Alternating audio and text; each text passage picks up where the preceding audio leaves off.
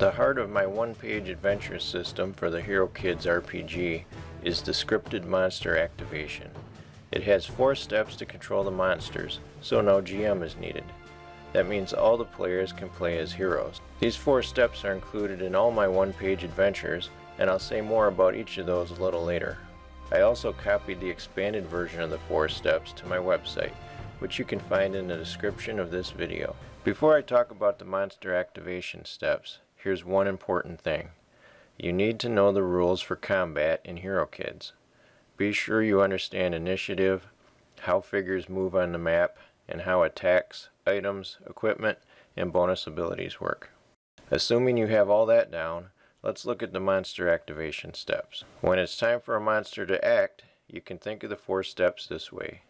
Determine a target, move if necessary, attack the target, get to safety if possible.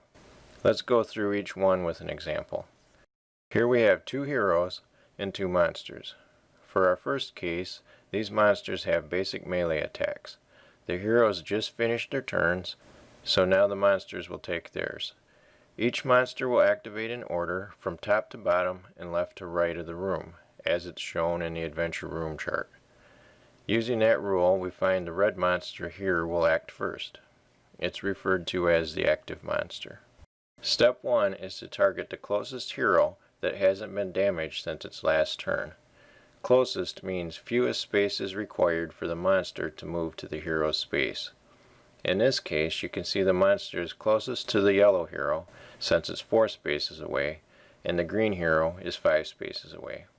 Now there are 2 special cases that might come up when you are determining the target. Some monsters in these adventures will be labeled as fierce.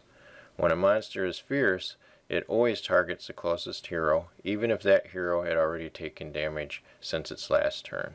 If all heroes have already been damaged since their last turn, and the active monster isn't fierce, no hero will be targeted. Just skip to step 4. Once we have a target for the active monster, let's move to step 2. Here the monster will move, but only as far as necessary to make its attack. Monsters in Hero Kids usually move 0 to 4 spaces. For these solo cooperative adventures, if it can't get close enough, it'll still move 4 spaces as if it was going to attack. Keeping all regular rules in mind, we see in this case the monster would move 3 spaces so that it's close enough to use its melee attack. Step 3 is when the monster attempts to attack the hero. Use regular Hero Kids rules to roll the dice for the attacking monster and defending hero. Apply damage if necessary. Sometimes on this step the monster won't be able to attack because of walls or it's not close enough. In that case, just move on to step 4. In our example, let's imagine first that the hero takes a point of damage. That would be marked on the hero sheet as usual. Step 4 allows the active monster to move if it hasn't already this turn, but in our case it did. We ignore step 4 and move on to the next monster. We'll go through these steps a little more quickly for the blue monster. Determining the target is easy. Since the first hero took damage, this monster has to target the green hero. The monster can't move close enough to use its melee attack on that hero, but it will still move as far as it can towards the target. Step 3 is skipped because it can't attack, and step 4 is skipped because it already moved. Now both monsters have acted, so it's back to the hero's turn. Let's look at one other case. What if the red monster failed to damage the hero when it attacked? In that case, the blue monster would target that same hero because it's the closest hero and it hasn't taken damage since its last turn. In step 2, the monster wouldn't move because it is already close enough to make its attack. For step 3, it attempts the attack according to usual rules. Then for step 4, it actually would move since it didn't move yet. Step 4 requires it to move as far as possible from all heroes. Considering all spaces it could move to, this one is best since it is at least 4 spaces from both heroes. It's now time to mention some important rules for special cases. If the active monster could possibly use different attacks because of bonus abilities, always choose the attack that would use the most dice. This will often affect where it moves too, like when ranged monsters use 1 less die when they're adjacent to the target. For monster attacks, never use bonus abilities that let the monster split dice. Whenever these additional steps and rules leave you with a choice that isn't addressed, use what I call the choice rule. You can choose an option freely, or you can decide randomly. It's up to you. If you do it randomly, just assign numbers to your different options and roll a die to pick one. Now let's consider ranged attacks so we can see some other cases. Let's imagine both monsters had ranged attacks. The red monster's turn wouldn't be much different, except it would only have to move here to have line of sight and attack the hero. If the attack was successful, the blue monster would target the other hero. It could do so from any of these spaces, so you would use the choice rule. Let's say we decide randomly.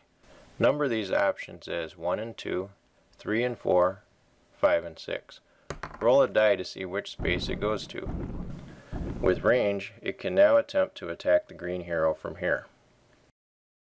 And as one last example to consider, what if the blue monster was fierce? Being fierce only affects step 1 when you determine the target of the attack. So in this case, after the red monster attacks, the fierce blue monster would target that same hero, regardless of whether red's attack was successful.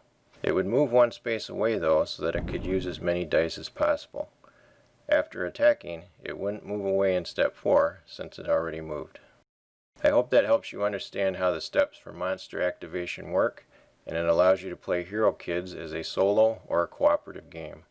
Check out Verlad's Gauntlet if you need some practice. It's a simplified one-page adventure designed to let players focus on these monster activation steps. The Amulet of Greyvale is a one-page adventure that generates a random dungeon filled with monsters and treasures. And my Escape from Skull Island is all that plus a lot more. That's where you can find the expanded rules for my solo cooperative system. It has clarifications and examples that I couldn't fit in a single page. I also included a short story for the setting, treasure cards, and more. Last of all, check out my Hero Kids website. You'll find some frequently asked questions there and more fun resources.